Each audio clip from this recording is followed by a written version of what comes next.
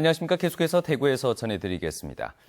대구와 경북 지역은 오늘 대체로 맑은 날씨를 보였습니다. 낮 최고 기온은 울진이 26.6도, 대구 25.1도, 포항 25.2도, 안동 24.3도로 대부분 지역이 올 들어 가장 높은 기온을 보였습니다. 내일도 대체로 맑고 기온이 더 오르겠습니다. 내일 아침 최저기온 대구 12도, 낮 최고 기온은 대구 26도까지 올라서 일교차가 크겠습니다.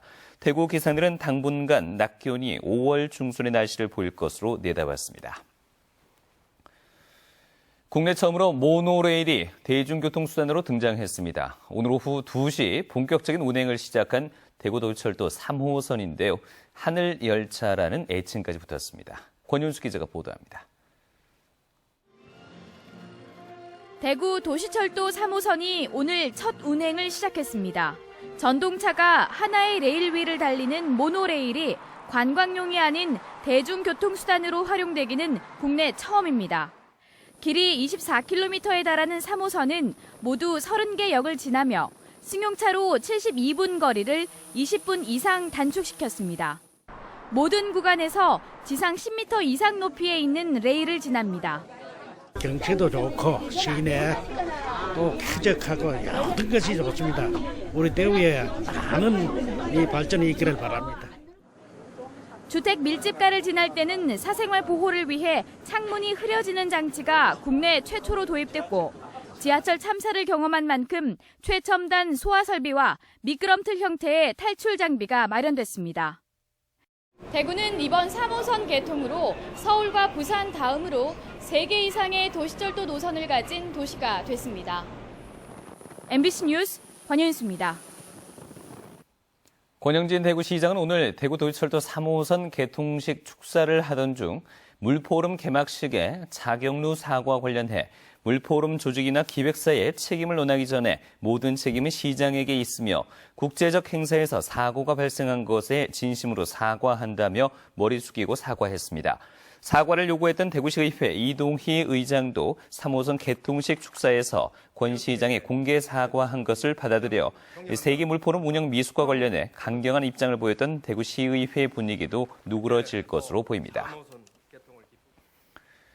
대구시의회 조홍철 의원은 최근 밤 10시로 제한돼 있는 학원 교습 시간을 고등학생은 밤 12시까지 연장하도록 하는 학원 운영과 과외교습조례 개정안을 교육위원회에 제출했습니다. 학원 교습 시간 밤 10시 제한은 2011년 3월 학생의 수면권 보장과 공교육 강화 등을 위해 도입됐는데 사교육 시장을 줄였다는 평가와 음성 과외 교습을 늘렸다는 주장에 맞서왔습니다. 대구 고등법원은 지난해 6.4 지방선거를 앞두고 유권자에게 돈을 건넨 혐의 등으로 기소된 이희진 영덕군수의 항소심에서 고발인 진술의 신빙성이 부족하고 원심에서 만장일치 무죄가 나왔던 국민참여재판의 판단을 존중한다며 원심과 같이 무죄를 선고했습니다.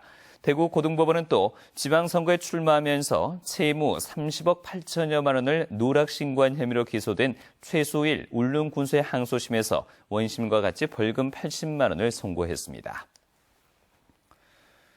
포항시가 하수 슬러지 자원화 시설의 운영 방식을 두고 갈팡질팡하고 있습니다. 지난달까지만 해도 연구 용역 결과를 바탕으로 시 직영 방식이 경제적이라고 했는데 불과 한 달 만에 민간 위탁 방식으로 변경했습니다. 김형일 기자가 보도합니다. 지난 2012년 준공된 포항시 하수 슬러지 자원화 시설입니다. 하루 130톤의 하수 슬러지를 화력발전소용 연료로 만드는데 지금까지는 시공업체가 시험 운영해왔습니다. 포항시는 올해부터 새로운 운영 방식을 도입할 계획으로 연구 용역을 실시했는데 지난달 시직영 방식이 경제적이라고 밝혔습니다. 그런데 불과 한 달 만에 포항시는 이를 번복해 민간 위탁 방식이 타당하다고 최종 결론지었습니다. 민간 위탁할 경우 연간 운영비는 45억 원으로 오락가락하는 행정에 대해 집행부를 신뢰할 수 없다며 시의원들의 질타가 잇따랐습니다.